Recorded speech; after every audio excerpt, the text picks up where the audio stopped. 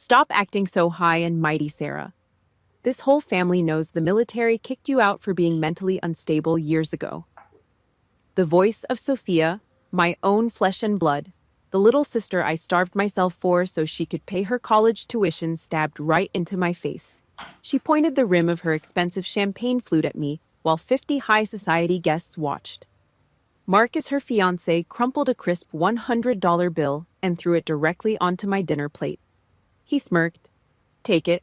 Buy yourself a decent suit. The military is only for exceptional men like my father, Admiral Ward. It is not a dumping ground for delusional trash. Laughter erupted around the table. My parents sat there. They looked down, picking at their food, completely ignoring their eldest daughter being publicly humiliated. I did not cry. A piece of shrapnel tearing through my thigh in Kandahar back in 2018 could not squeeze a single tear out of me. These people definitely did not deserve one. But before I show you the exact moment, a 4-star general kicks the doors in and freezes this entire room in absolute terror. Hit that like button and subscribe to the channel. Also leave a comment and let me know what city you are listening from and what time it is right now. The crumpled $100 bill sat dead center in my roast beef. Dark brown gravy slowly seeped into the green paper. The loud, grating laughter of Marcus and his corporate friends kept echoing off the high ceilings of the rented ballroom. The air felt thick, choked with the smell of Sophia's heavy, overpowering floral perfume, mixing with the scent of charred meat and spilled alcohol. I did not flinch. I reached out and picked up my heavy silver fork. I did not grab the cash. I did not throw it back in his smug face like some emotional amateur. Instead, I kept my breathing slow and my back completely rigid against the velvet chair. I pressed the cold metal prongs of the fork against the wet paper and deliberately slid the bill toward the porcelain edge of the plate. The sharp, ugly scraping sound cut through the chatter around me. My eyes locked onto the string of numbers printed on the face of the bill. It was a brand new note. No worn edges, no old creases. It was the exact type of fresh currency funneled straight out of the illegal offshore casino pipelines. The same money laundering network my naval intelligence unit had been tracking for the past 8 months. Marcus was not just an arrogant trust fund kid playing businessman. He was a target. And the idiot had just handed a federal investigator physical evidence on a silver platter. I shifted my gaze across the table to my father, the man who taught me how to tie my boots. The man who used to carry me on his shoulders now actively refused to look in my direction. He was a coward hiding behind a wine glass. He lifted his crystal glass of red wine, leaning over the table to clink it against Marcus's glass. He actually muttered a quiet apology to the guy, apologizing on behalf of his socially awkward, broken daughter. Beside him, my mother adjusted the lapel of her tailored blazer. She leaned away from me, treating me like a stray dog that had wandered into a 5-star restaurant. She dug her sharp elbow into my ribs, hissing through her teeth. Slide your chair down. You are going to get grease on Sophia's silk dress. They did not even try to hide their absolute disgust. They made their choice out in the open under the expensive chandeliers. They sided with the guy holding the fat wallet.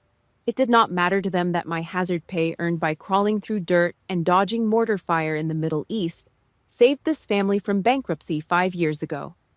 Every single cent I earned while sleeping in a bunker with dirt falling on my face went straight into their bank accounts to buy the luxury cars currently parked in their driveway. Now they treated a $100 bill thrown at my face like an act of high charity. Tonight I was nothing but a stain on their perfect social gathering, a mistake they wanted to sweep under the rug. Aunt Martha sat directly across from me, loudly smacking her lips as she chewed her steak. She leaned forward, wearing a mask of fake, sickening pity. Her heavy makeup could not hide the ugly judgment in her eyes. You know, Sarah, the military really ruined your head. Martha preached, her diamond bracelets clinking against the wood table. If you just swallow your stubborn pride and apologize to Marcus right now, I can talk to my husband. He can probably get you a minimum wage job sitting in the guard shack at his shipping yard. It is honest work for someone in your condition. Much better than whatever nonsense you are doing now. Pure, unfiltered garbage spilling from the mouths of people who had never sacrificed a single drop of blood for their country. They dressed themselves up in $1,000 designer outfits, but underneath that expensive fabric, they were completely hollow. They measured human worth strictly by bank account balances and country club memberships. I sat perfectly still. My hands rested flat on my lap under the table. I could feel the rough, thick, calloused skin of my own palms. Skin that had been cut by razor wire and burned by desert sand. Scars that I earned keeping ignorant people like them safe. I did not need to defend myself to a table full of parasites. I gave them nothing. No anger, no tears, just a dead tactical stare. My total silence only made Sophia more arrogant. She loved an audience, and she hated when she could not get a reaction. She rolled her eyes dramatically, looking me up and down with pure venom. "Just look at her," Sophia scoffed, waving her hand dismissively in my direction. Still wearing those cheap, ugly suits. Still holding on to that paranoid mental illness. Paranoid mental illness. Those 3 words hit my brain like a physical blow. They acted like a steel hook, grabbing me by the collar and pulling me violently backward, ripping me out of this noisy dining room, dragging me straight back to a rainy, miserable night at the naval base in San Diego exactly 6 years ago. Back to the exact moment those same perfectly manicured hands, the ones currently holding that expensive champagne glass, pried open my secured government desk drawer. The night she set a match to my career and my family just stood around the ashes watching me burn. 6 years ago, Naval Base, San Diego. I pushed open the heavy reinforced door to my base housing unit. My body ran on nothing but bitter black coffee and fading adrenaline. 48 hours straight in a windowless briefing room, tracking cartel movements. My heavy boots dragged against the cheap linoleum floor. The damp salt air from the Pacific Ocean clung to my uniform. I just wanted to drop my tactical vest, unlace my boots, and pass out on the mattress. But my naval intelligence training kicked in before my exhausted brain could fully process the scene. A sharp metallic crunch echoed under the sole of my boot. I looked down. Jagged shards of silver metal and broken screws scattered across the gray carpet. I snapped my head up. The heavy steel lock on my secured government desk drawer was completely shattered. Someone had taken a heavy hammer and a flathead screwdriver to it. Then I saw her. Sophia was sitting cross-legged on my living room sofa. She was casually flipping through a thick manila folder. My blood turned to actual ice in my veins. Glaring from the top right corner of that folder was a bright, bold red stamp. Top Secret. SCI. Sensitive compartmented information. The floor literally tilted beneath my feet. An unauthorized civilian handling a national security document meant the Federal Bureau of Investigation would be kicking my door off its hinges in less than 10 minutes. It meant a highly classified leak. It meant my undercover operatives embedded near the southern border could end up dead in a ditch before sunrise. Blood ties vanished. The sister I knew ceased to exist. Muscle memory took over. My right hand dropped to my hip. My fingers gripped the cold-textured handle of my government-issued Glock 19. I drew the weapon from the holster in a fraction of a second. I did not point the barrel at her chest. I locked my arms and angled the muzzle exactly 45 degrees down toward the floor. Standard military low-ready position. Drop the file, right now. My voice did not sound like an older sister. It sounded like a tactical commander facing a hostile threat. Any normal human being would freeze in absolute terror. Not Sophia. She rolled her eyes, let out a loud, obnoxious sigh, and tossed the classified folder onto the glass coffee table like it was a cheap fashion magazine. "Oh, please, Sarah, put that stupid piece of metal away," she snapped. She pointed an acrylic fingernail right at my face. "Do not act like you are some important spy. I know you are just hiding cash in there. Those fake red stamps are pathetic. You are just trying to make your miserable, lonely life look exciting." She actually believed it was a prop. She thought a federal intelligence briefing was a child's game. Pure, unadulterated stupidity wrapped in arrogance. I did not argue with a fool. I holstered my weapon. I snatched the folder, secured it inside my heavy iron safe, and then grabbed her expensive leather suitcase. I opened the front door and threw her luggage out into the damp concrete hallway. I ordered her to get off the military installation immediately before I called the armed military police to drag her out. I thought that was the end of the nightmare. I was completely wrong. That same night, Sophia made a phone call. She sat in her comfortable hotel room and put on the greatest acting performance of her entire life. She sobbed to my parents over the phone.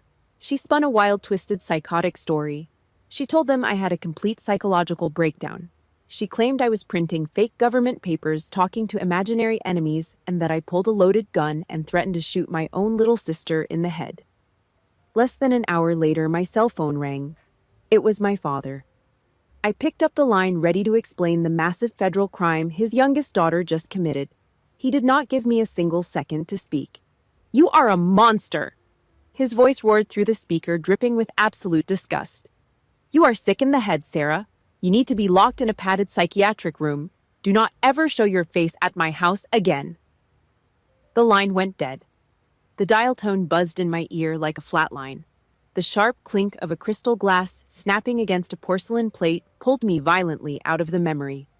The loud, crowded ballroom rushed back into my vision. The smell of Sophia's cheap floral perfume hit my nose again. I was back at the dinner table. 6 long years. That night in San Diego, I had a choice. I had a hidden security camera mounted in the corner of my living room ceiling. I had full, undeniable video evidence of Sophia breaking a federal lock and handling classified intelligence. If I handed that hard drive to my commanding officer, Sophia would be sitting in a federal penitentiary right now, serving a mandatory 10-year sentence for espionage and tampering. I chose to protect her. I chose to stay silent to save her entire life. And how did my family repay me? They took my silence and weaponized it. They used my mercy to build a massive, ugly lie. They convicted me in the court of family gossip, branding me a dangerous, paranoid lunatic for 6 years, just to cover up her total ignorance and her federal crime. I looked across the table at Sophia. She was laughing, her manicured hand resting on Marcus's suit arm. She looked at me with a smirk, acting like she had won the ultimate victory. She thought she had buried me. I did not feel angry anymore. I felt cold. A freezing, highly calculated kind of cold. I reached under the heavy tablecloth. I ran my rough, calloused thumb over the sharp, pressed crease of my black tactical trousers. I smoothed the dark fabric down. The grace period was officially over. I paid my dues in silence to protect the bloodline. Now that bloodline meant absolutely nothing to me. It was time to collect the debt. And I was going to collect it in front of every single person in this room. The cheap mechanical vibration of my cell phone buzzed hard against my ribs. I reached into the inside pocket of my plain black suit jacket and pulled the device out. The harsh, digital light of the screen cut through the dim, romantic lighting of the rented ballroom. It was a text message. It was from my mother. "Eat your meat, keep your mouth shut, and leave early. Make up an excuse. Do not stay here and embarrass Sophia in front of Marcus's friends." I did not text back. I slowly lifted my eyes from the glowing screen. My mother was sitting exactly 2 seats away from me. She was leaning over the table, laughing softly and complimenting the mayor's wife on her diamond necklace. She took a delicate sip of her expensive Pinot Noir. She did not even turn her head in my direction. She sent a digital eviction notice from 30 inches away, just so she would not have to make uncomfortable eye contact with her own flesh and blood. I pressed the side button on the phone. The screen went completely black. I dropped it back into my jacket pocket. They looked at me and saw a broken, unemployed veteran taking up space at their high society table. They saw a failure who could not hold down a normal corporate job. They had absolutely no idea who was actually sitting in the dark corner of this room. I kept my hands folded out of sight under the heavy white linen tablecloth. I ran my right thumb over the knuckles of my left hand. The skin there was rough, thick, and permanently stained with the memory of desert dirt. A jagged, raised scar cut aggressively across the back of my hand. It was a permanent souvenir from a rusted razor wire fence outside a forward operating base in Syria. While my family spent the last 6 years attending country club dinners and buying luxury cars with the hazard pay, I wired home I was crawling through the absolute worst places on the planet. I traded my own blood, my skin, and my sanity to hunt down international terror cells. I tracked millions of dollars moving through the global black market. I dismantled underground financial networks that most people in this room did not even know existed. I did not ask for a parade. I did not want a shiny plastic trophy or a fake pat on the back. The military pinned a silver star on my chest and promoted me to the rank of Admiral of Naval Intelligence in absolute silence. I became a ghost leading other ghosts. I did not need validation from a room full of soft, ignorant civilians who got out of breath just walking up a flight of stairs. I shifted my eyes back to the center of the table. Marcus suddenly pushed his chair back and stood up. He unbuttoned his custom Italian suit jacket and raised his crystal glass. He waved his free hand around, bragging loudly to the entire room about his shipping company. He talked about expanding his fleet of cargo ships. He boasted about massive anonymous foreign investments flooding into his business accounts. He used corporate buzzwords like synergy and global logistics to sound intelligent. My family leaned forward, hanging on every single word that dropped from his mouth. My father nodded like an obedient lapdog, desperately trying to attach himself to Marcus's fake wealth. They clapped, they cheered. They took large sips of their dry red wine, worshipping the ground this arrogant criminal walked on. They were pathetic, willing puppets. They were completely blinded by his heavy gold Rolex and his leased sports cars. They had absolutely no idea that Marcus's so-called global shipping empire was nothing but a dirty laundry machine. His anonymous investors were high-level operators for a brutal weapons and narcotics cartel based out of South America. He was washing cartel blood money through commercial cargo ships, and he was stupid enough to do it using stateside federal banks. Every dollar paying for this extravagant dinner was soaked in human trafficking and illegal arms deals. I let him talk. I let him soak up the applause. My silence was never a sign of submission. It was strict tactical discipline. A sniper does not shoot the second they see the target. You never draw your weapon until you have completely locked down every single exit and secured the perimeter. I leaned back into my velvet chair, crossing my arms over my chest. I deliberately positioned my shoulders so I had a clear, unobstructed line of sight to all three heavy wooden doors of the ballroom. Exit A was the main lobby doors. Exit B was the swinging kitchen doors. Exit C was the metal fire escape in the back hallway. I tracked the movement of the crowd, calculating the exact distance between Marcus and the nearest exit. I watched the catering staff move around the edges of the room, carrying trays of empty glasses. My eyes locked onto a male waiter pushing a brass wine cart toward our side of the hall. He wore a cheap black vest and a stiff white shirt, just like the rest of the event staff. But it was not his clothes that caught my attention. It was his feet. He did not shuffle. He did not drag his leather shoes against the marble floor like a tired worker at the end of a long shift. He walked with a calculated rolling stride. Heel down first, rolling silently to the toe. It was a stealth walk. It was the exact movement taught in federal field operative training to eliminate all footstep noise during an infiltration. He pushed the cart right up to the edge of Marcus's chair. He did not look at Marcus. As he reached down to grab a fresh bottle of wine, the waiter turned his head just a fraction of an inch. For one single second, his cold-trained eyes looked straight past the entire crowd, cutting through the smoke and the noise, and locked directly onto mine. The waiter with the rolling stride reached the head of the table. He carried a fresh bottle of expensive Cabernet Sauvignon. He stepped up beside Marcus, keeping his head respectfully bowed. He reached out to pour the dark red liquid into Marcus's empty crystal glass. Marcus was in the middle of a loud bragging story. He threw his hands out wide to make a point. The heavy gold Rolex on his wrist slammed hard into the waiter's forearm. The glass bottle jerked. Dark red wine splashed over the rim, staining the crisp white tablecloth like fresh blood. Marcus stopped talking. The entire table went completely silent. Marcus looked at the red stain, then slowly looked up at the waiter. His face twisted into an ugly, entitled sneer. "Are you completely blind?" Marcus barked. His voice was loud enough to make the tables around us stop and stare. "Do you have any idea how much this suit costs? It is worth more than you make in an entire year, you clumsy idiot." My father shook his head in disgust, siding with the rich kid. Sophia let out a dramatic gasp, grabbing a cloth napkin to dab at Marcus's sleeve, even though not a single drop had touched him. They loved it. They fed on the power of degrading someone they viewed as beneath them. The waiter did not argue. He kept his posture hunched, playing the perfect role of a terrified minimum wage worker. "I am so sorry, sir. It was my fault. I will clean it up immediately." Marcus scoffed, waving him away like a stray dog. Get out of my face before I have the manager throw you out on the street. Trash! The waiter bowed his head again and stepped back. But as he turned to grab a towel, his profile caught the dim light of the chandelier. A sharp jawline, a small pale scar just below the right earlobe, and the faint, almost invisible clear plastic wire of a comms earpiece running down the back of his neck, completely hidden under the stiff collar of that cheap uniform vest. Captain Jenkins, one of the most lethal field operatives in my Naval Intelligence Task Force, a man who had survived 3 brutal combat tours in Afghanistan, a man who could snap Marcus's neck with 2 fingers. Right now, he was taking verbal abuse from a white-collar criminal, all without blinking an eye.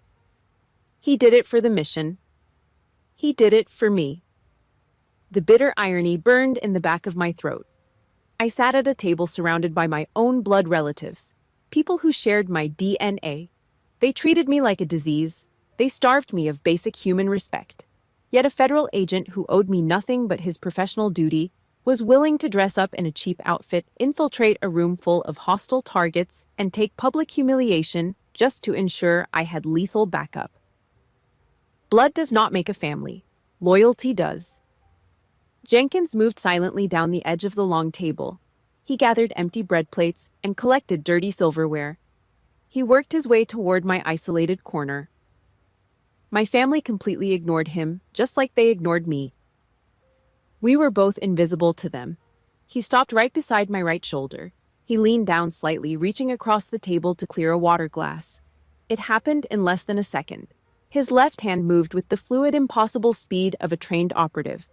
A sleight of hand so clean that even the ceiling security cameras would capture nothing but a waiter doing his job. He placed a fresh, thick cardboard drink coaster flat on the dark wood directly in front of me. Underneath the coaster was a square, tightly folded, white paper napkin. Jenkins pulled his hand back.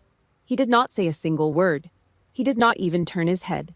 But for a fraction of a second, his dark eyes cut sideways. They met mine. The look was absolute cold steel. Pure operational readiness. Total submission to his commanding officer. Then he turned and walked away, disappearing into the heavy swinging doors of the kitchen. I kept my breathing perfectly level.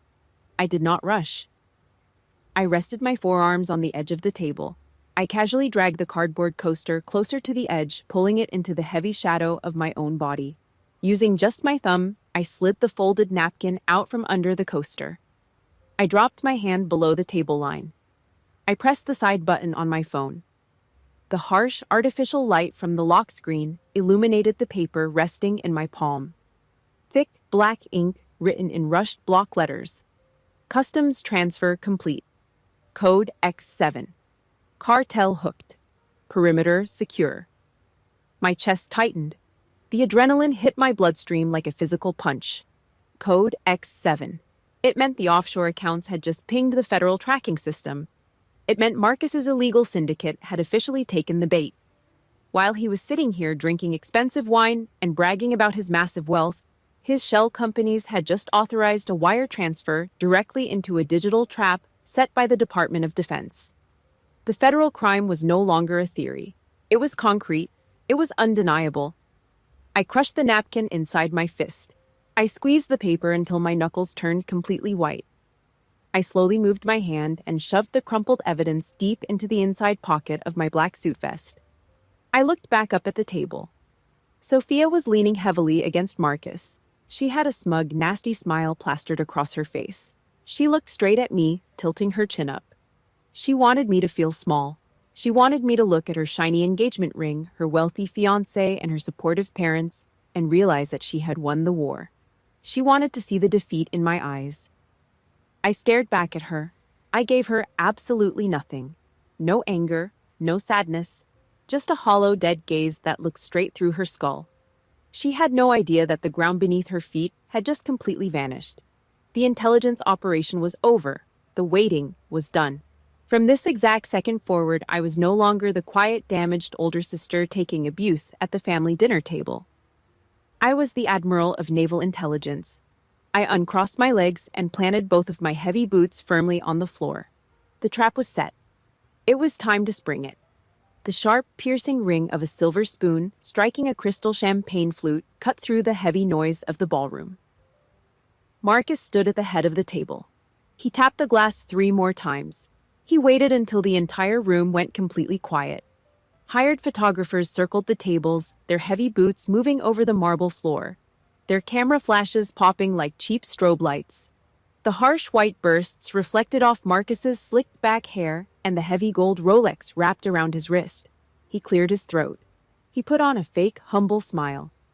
The exact kind of smile dirty politicians use right before they lie to a desperate crowd. Family. Marcus started projecting his voice so it echoed off the high vaulted ceilings. Family is the most important investment a man can make. When I look around this beautiful room tonight, I see success. I see wealth. I see powerful people. But true class is about charity. He paused. He let his eyes drift away from the crowd and locked directly onto me, sitting in the dark, isolated corner of the long table. Sometimes a prestigious family has to carry dead weight. Marcus continued, his voice dripping with toxic fake pity. Sometimes you have to deal with unfortunate failures, broken, damaged people who cannot survive in the real world. But Sophia and I have enough grace in our hearts to tolerate those burdens. We believe in providing charity for the less fortunate. He raised his crystal glass in my direction. The room erupted into applause. People turned in their velvet chairs to look at me. Wealthy socialites and corporate executives snickered behind their hands. They looked at my plain black suit. They looked at my empty porcelain plate. They laughed. Sophia was not satisfied with just a speech. A speech was not enough. She wanted a public execution. She grabbed a full glass of red wine from the center of the table. She pushed her chair back and strutted toward me. Her high heels clicked sharply against the hard floor, sounding like a ticking clock. She stopped right next to my chair, looming over my shoulder. She slammed the heavy wine glass down onto the wooden table directly in front of my chest. Dark red liquid sloshed violently over the rim, splashing onto the pristine white linen cloth. "Stand up, Sarah," Sophia ordered. Her voice was loud, arrogant, dripping with pure venom. "You have leeched off this family long enough. Pick up that glass, stand on your feet, and say thank you to my future husband. If you beg nicely, maybe he will throw you some spare change so you can finally go get those mental treatments you desperately need." I did not move a single muscle. I kept my hands resting flat on my lap. I stared straight ahead, looking right through her expensive designer dress as if she were made of cheap glass. My total silence infuriated her. Her face flushed dark red. The vein in her neck bulged. Before Sophia could open her mouth to scream at me again, a shadow moved to my right. My mother stood up from her chair. She leaned heavily over the table, her face twisting into an ugly, hateful scowl. She reached out and grabbed my shoulder. Her long, artificial fingernails dug violently through the thick fabric of my suit jacket. She pinched the skin and muscle right next to my collarbone. She squeezed hard, twisting her wrist. A physical threat? An act of pure dominance. "Do exactly what your sister tells you to do," my mother hissed through her perfectly whitened teeth.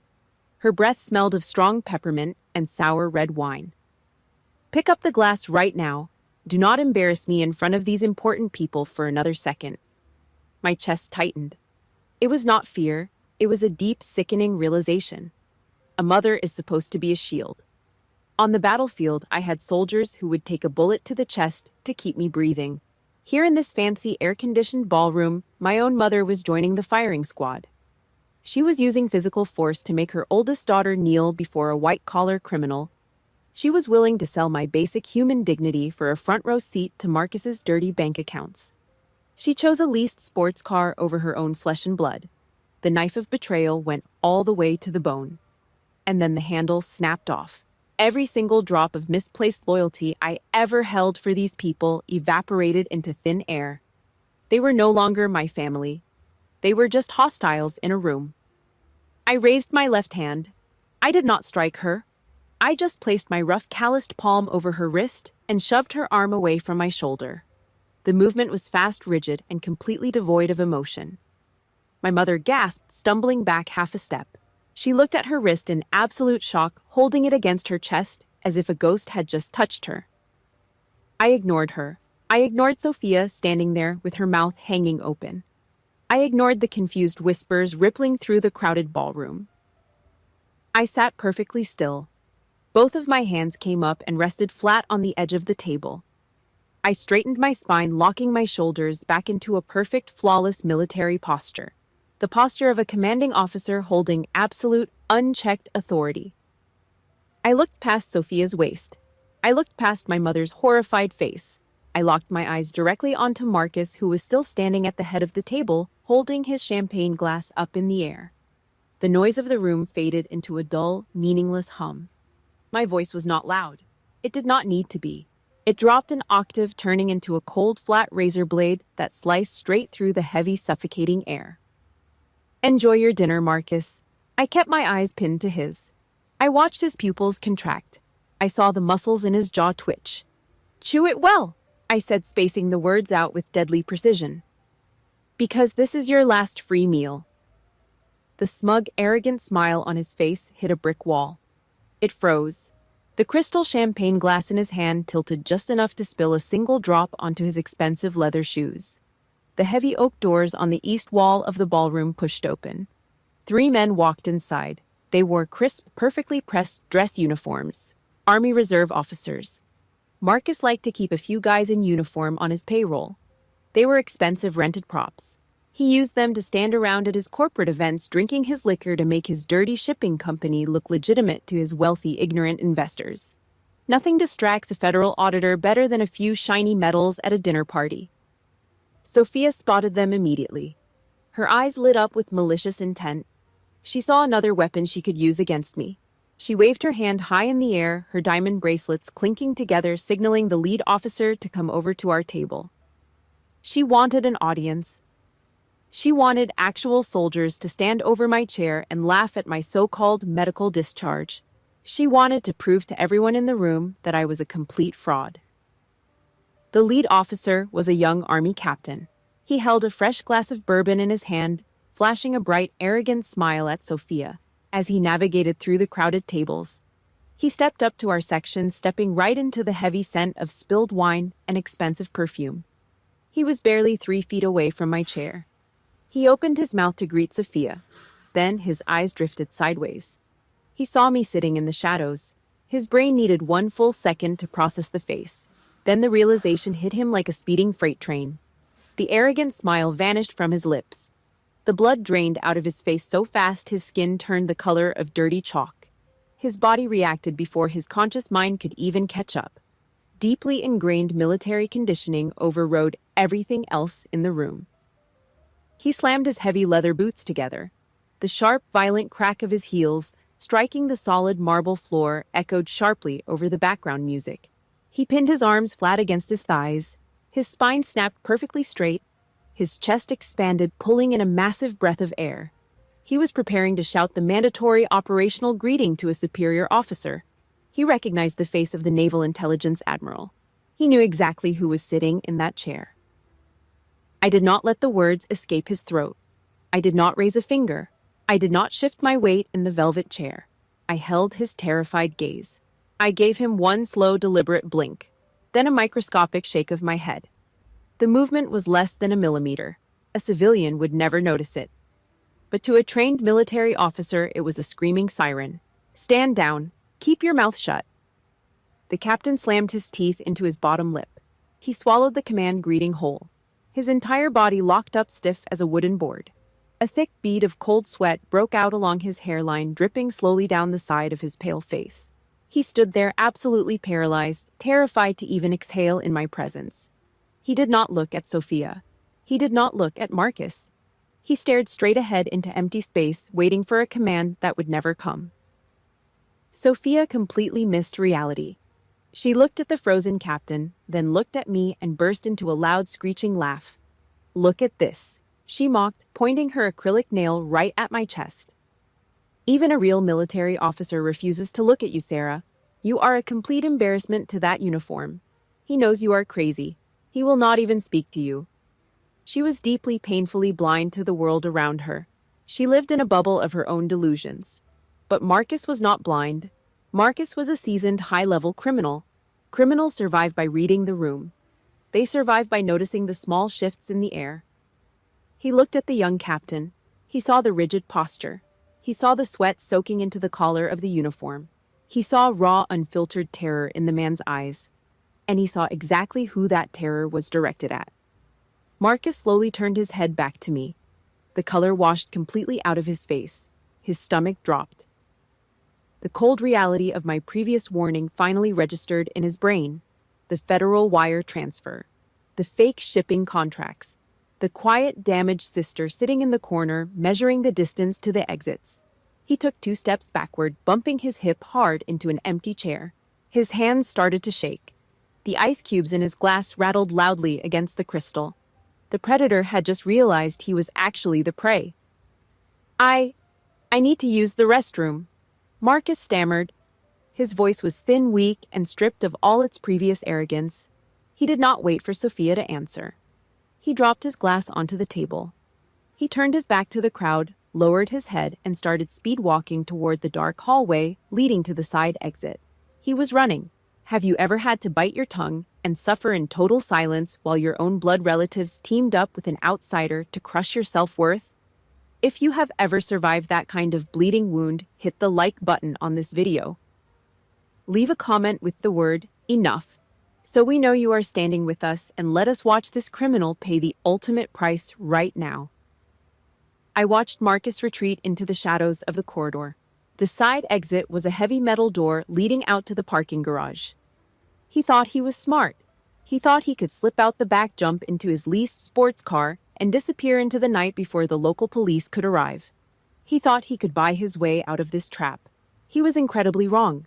I did not chase him. I did not yell for security.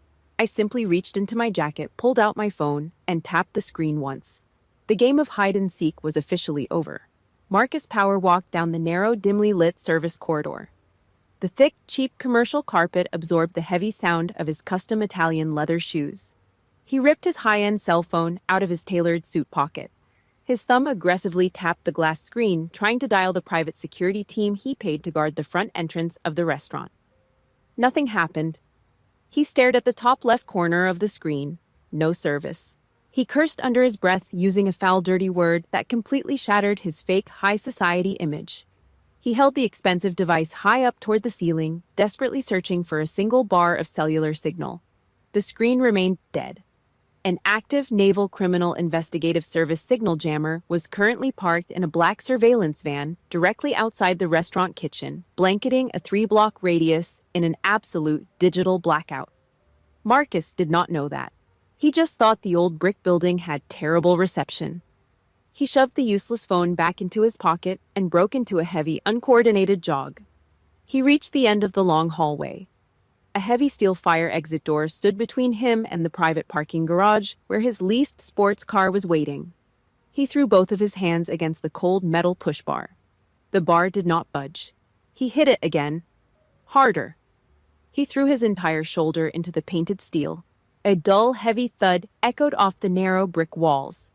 The electronic deadbolt had been remotely deactivated and locked down from the outside command post. Marcus rattled the heavy metal handle. He kicked the bottom of the door with his expensive shoe scuffing the shiny leather. He was acting exactly like a cornered street rat realizing the steel trap had just snapped shut over its tail. "Where exactly do you think you are going, Marcus?" The voice floated down the dark corridor. It was low. It was perfectly calm. It was completely devoid of the panic he expected to hear from me. Marcus jumped. He spun around so fast he nearly lost his footing on the carpet. I stepped out from the deep shadows near the kitchen entrance. The dim yellow emergency lights flickered overhead, casting long, sharp shadows across the floor. I walked toward him. I did not run. I did not rush. I let the hard rubber heels of my tactical Oxford strike the wooden floorboards with a slow, methodical, heavy rhythm. Step. Pause. Step. It was the sound of a predator systematically cornering its prey. The silent, abused older sister from the dinner table was completely gone. I let my shoulders drop. I let my spine lock into strict military posture. I let the heavy, suffocating weight of my actual rank fill the narrow space between us. Marcus backed up. He retreated until his shoulder blades hit the locked steel door. His chest heaved up and down. A thick layer of greasy sweat coated his forehead, ruining his perfectly styled hair. He wiped his mouth with the back of his trembling hand. He was terrified. His survival instincts told him to drop to his knees, but his massive fragile ego refused to let him surrender to a woman his new family had spent the entire night humiliating. He pointed a shaking finger directly at my face. "What the hell are you doing back here?" Marcus snarled. His voice cracked slightly, betraying the panic bubbling up in his throat. "You think locking a door is going to stop me? You are completely insane, Sarah. I will ruin you. One phone call. All it takes is one single phone call to my father, and he will crush your pathetic little life into dust. He will have you locked in a psychiatric ward before sunrise." I stopped walking. I stood exactly 2 feet away from him. I was close enough to smell the sour stench of pure animal fear sweating out through his expensive designer cologne. I did not yell. I did not look angry. I did not offer a long emotional speech about how he had treated me at the table. I gave him a slow, dead smile. I reached inside my black suit jacket. My fingers completely bypassed the cold steel of my holstered weapon and grabbed a thick, tri-folded piece of heavy stock paper. I pulled it out and snapped it open with one hand. The bright red embossed seal of a United States federal magistrate judge gleamed under the flickering yellow hallway light. I stepped forward, invading his personal space. I slammed the federal arrest warrant flat against his chest, pinning the heavy paper right over his rapidly beating heart. Marcus looked down. His bloodshot eyes frantically scanned the bold black text. He saw the specific federal criminal codes. He saw the exact list of his secret offshore bank accounts. "Your father is a 4-star general in the United States Army." I stated, spacing my words out with deadly mechanical precision. "He commands soldiers on a battlefield. He has absolutely zero jurisdiction over federal money laundering, massive wire fraud, and international terror financing." Marcus stopped breathing. His chest froze against the paper in my hand. His eyes bulged wide open. The dark pupils contracted into tiny black pinpricks as they landed on the bottom right corner of the page. He saw the authorized signature. He saw the official title printed in bold black ink directly beneath my name. Sarah Gibson, Admiral, Naval Intelligence Command. His jaw dropped open. He looked from the paper up to my face. The absolute horror setting into his brain was beautiful to watch. His entire fake empire crumbled into dust in a matter of 5 seconds. He opened his mouth. A pathetic, high-pitched gasp was the only sound that managed to escape his throat. He tried to scream. He wanted to call out for his powerful father. He wanted to call out for Sophia to save him. Before he could force a single word into the air, the concrete floor beneath our feet violently shook. A deafening mechanical roar ripped through the night outside the brick walls. Heavy police sirens wailed, cutting through the thick silence. Red and blue emergency lights flashed violently through the small frosted window above the fire door. Then came the explosion. A massive, ear-shattering boom erupted from the main ballroom behind me. The concussive shockwave rattled the drywall in the corridor. Out in the main dining hall, the massive double oak doors were completely blown off their reinforced steel hinges by a tactical breaching charge. The terrified screams of 50 high society guests echoed down the hall as the full crushing weight of the federal government finally crashed the party. I grabbed Marcus by the thick lapels of his expensive Italian suit. I did not struggle. I used the raw, brutal leverage I learned in close quarters combat training. I spun his body around and shoved him violently out of the dark hallway. He stumbled forward, waving his arms to catch his balance, and tripped right back into the center of the main ballroom. He hit the marble floor on his knees. At that exact second, the blown-out oak doors of the main entrance vomited a black flood of heavily armed personnel. Naval Criminal Investigative Service agents poured into the room. They moved with absolute terrifying synchronization. Black tactical gear, heavy body armor.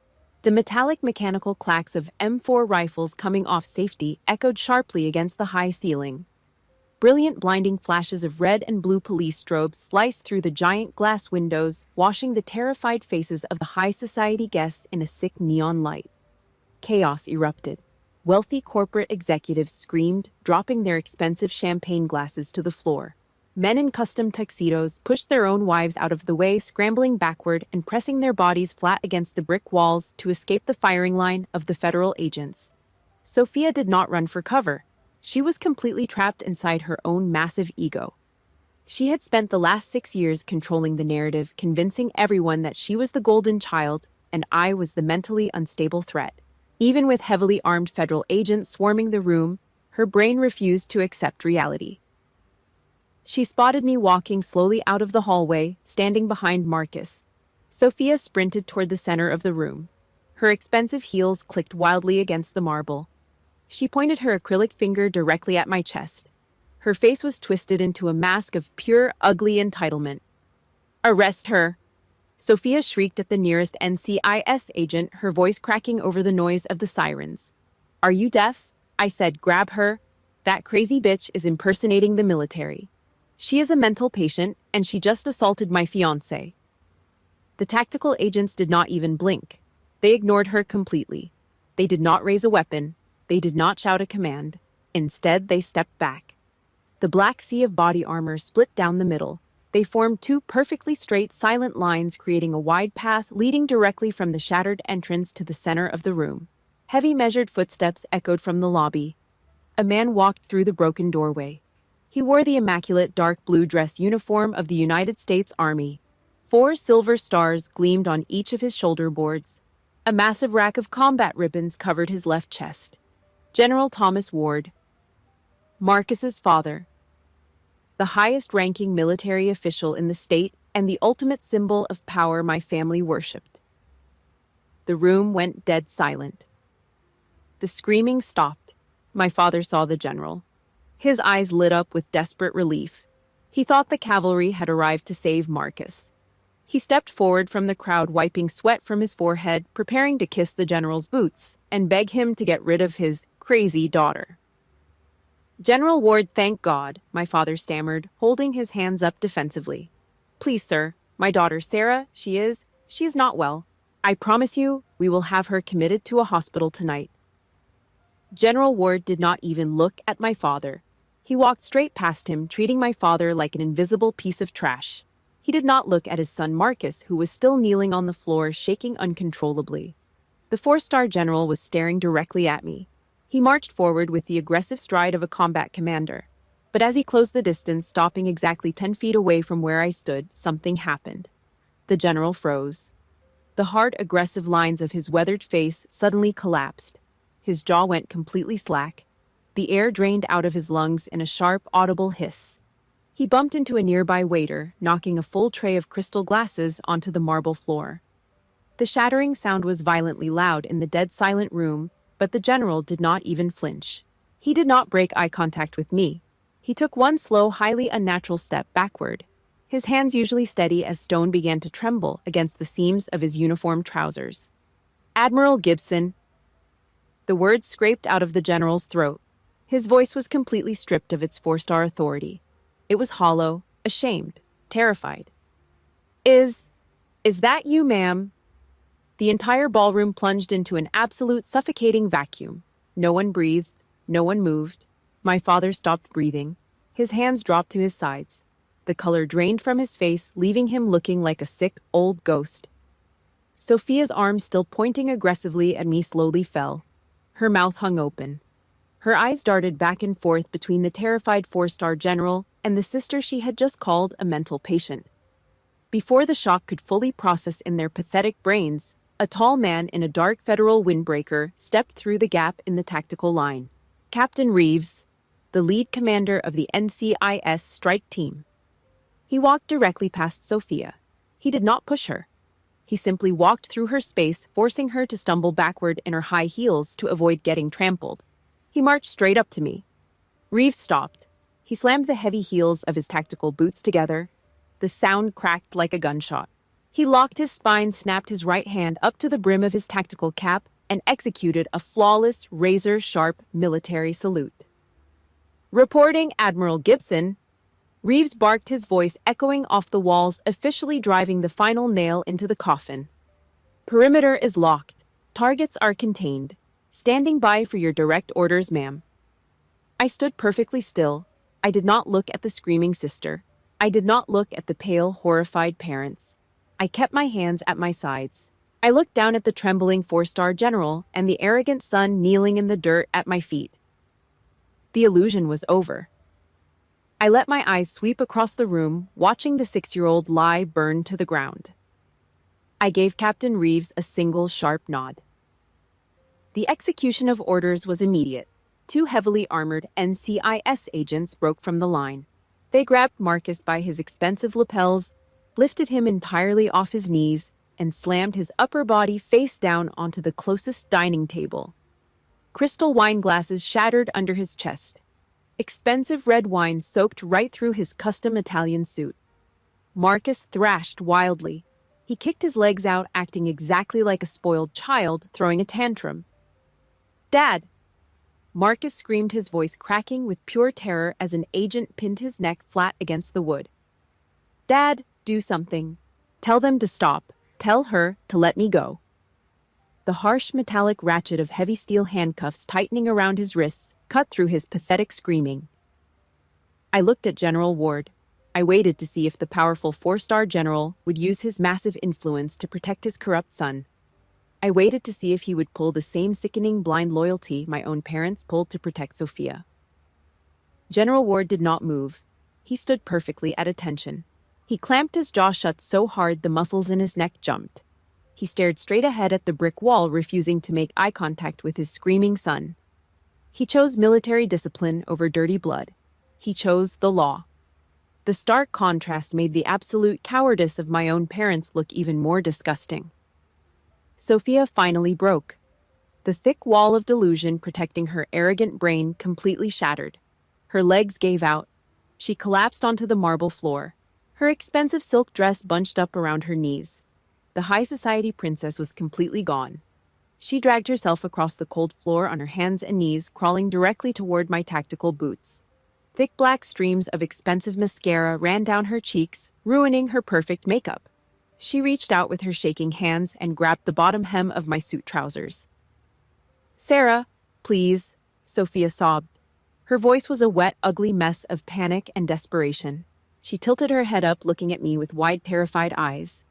"Please, Sarah, I am your sister. I am your little sister. You have the power. You can stop this. Tell them to let him go. Please do not ruin my wedding. I will do anything. I am sorry. I am so sorry." I looked down at her. I searched my chest for a single shred of pity. I searched for the older sister who used to skip lunches just so this girl could buy a new prom dress. I found absolutely nothing. There was no victory in my chest. There was no joy. There was only a cold, hollow space filled with absolute disgust. I did not see a sister. I saw a parasite begging for its host not to die. I did not yell at her. I simply lifted my right foot and took one step backward. Sophia's hand slipped off my trousers. She fell forward, her palms slapping hard against the empty marble floor where my boots had just been. She let out a loud, pathetic wail, curling into a ball on the ground.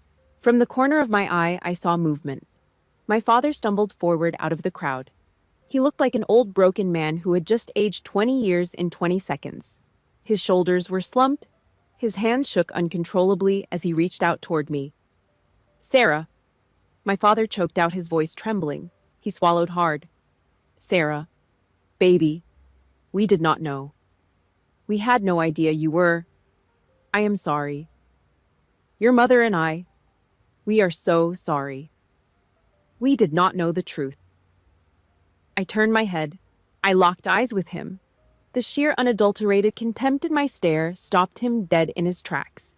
He physically flinched. "You knew," I stated.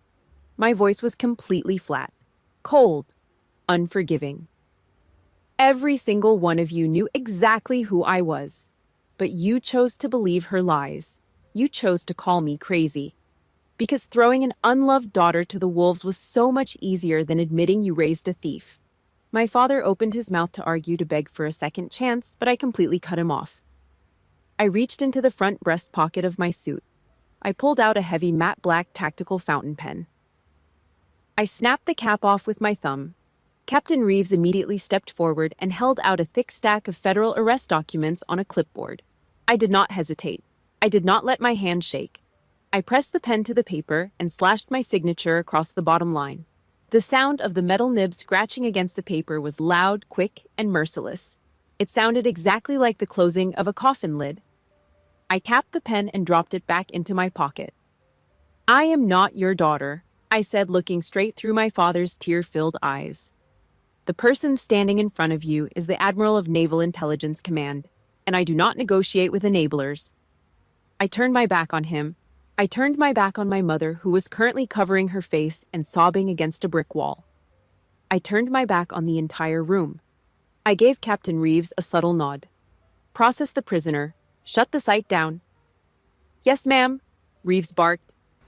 The heavy line of tactical agents immediately parted down the center, opening a wide, clear path leading straight out of the building. The wealthy, arrogant guests who had laughed at me 20 minutes ago now pressed their backs hard against the walls. They lowered their heads. They stared at the tips of their own shoes, absolutely terrified to make eye contact with me. I walked down the center of the path. My boots struck the marble floor in a slow, even heavy rhythm. I heard Marcus screaming as they dragged him out of the room in handcuffs. I heard Sophia wailing my name, begging me to come back. The sounds bounced off the high ceilings, echoing through the massive space like the desperate cries of drowning rats. I walked through the shattered entrance of the ballroom. I stepped out into the cool, dark night air. The heavy oak doors swung shut behind me with a loud final slam. I did not look back. The morning sun cut through the cheap plastic blinds of my hotel room. My personal cell phone vibrated violently against the hollow wooden nightstand. It had been vibrating for 8 straight hours. I walked over and picked up the device. The glass screen was completely cluttered with notifications. 74 missed calls. 120 text messages. The names flashing across the glass were familiar. My mother. My father. My older cousin. Sophia. Please come home. We need to talk. Family is still family. We always loved you, Sarah. It was a pathetic, disgusting display of fake affection. They did not love me. They loved the power I suddenly represented. They were absolutely terrified of the 4-star general they saw shaking in his boots last night. They wanted to drag me back into their twisted, toxic webs so they could use my military rank to fix the massive federal legal hole Marcus just dug for them. When a soldier finally crawls out of a collapsed, rotting trench, they do not crawl back in just to pick up the garbage left behind in the mud. I did not type a reply. I did not block their phone numbers. I reached into my pocket, pulled out my tactical pen, and used the sharp metal tip to pop the SIM tray out of the side of the phone. I pulled the tiny square of plastic out. I pinched it hard between my thumb and index finger and bent it backward. The plastic snapped with a sharp, crisp crack. I dropped the broken pieces straight into the metal trash can by the desk. An hour later, I sat in the back seat of a black armored government SUV. I tapped the thick ballistic glass.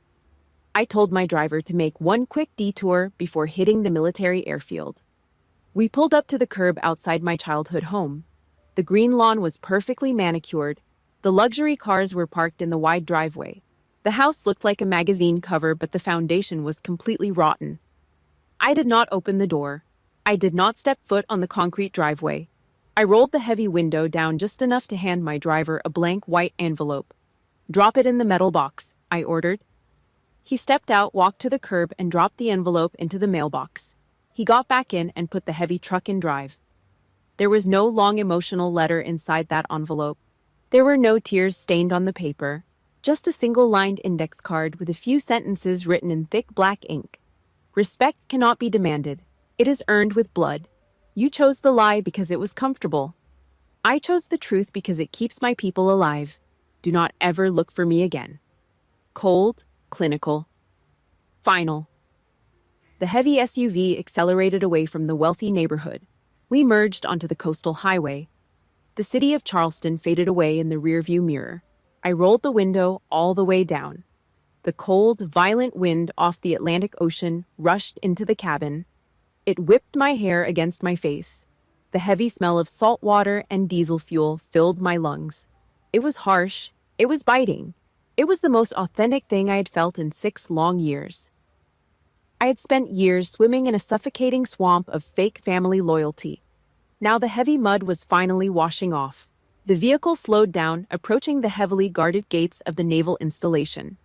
The armed military police checked the government plates, snapped sharp salutes, and waved us through the steel barricades.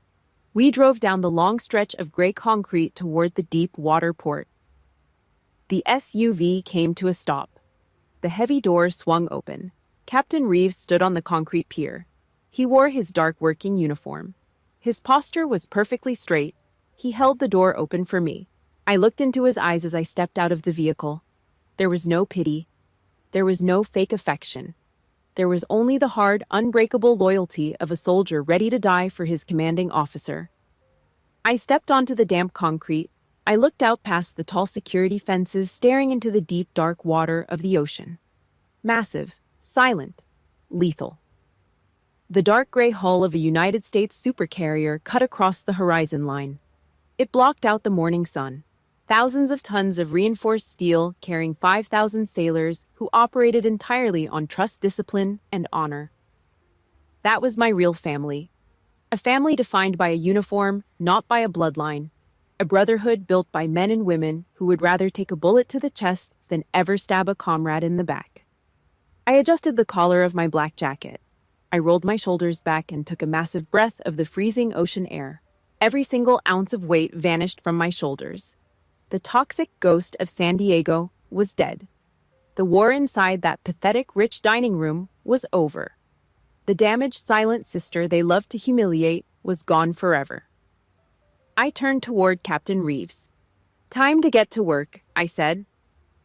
The era of Admiral Sarah Gibson had just begun. Forgiveness does not mean allowing someone to continue stepping on your neck. Sometimes it means leaving them completely behind so you can finally find your own peace. If you feel stronger after listening to this story, hit the like button and subscribe to the channel. Drop a comment with the word freedom if you agree that sometimes cutting ties with toxic relatives is the only way to save your own life.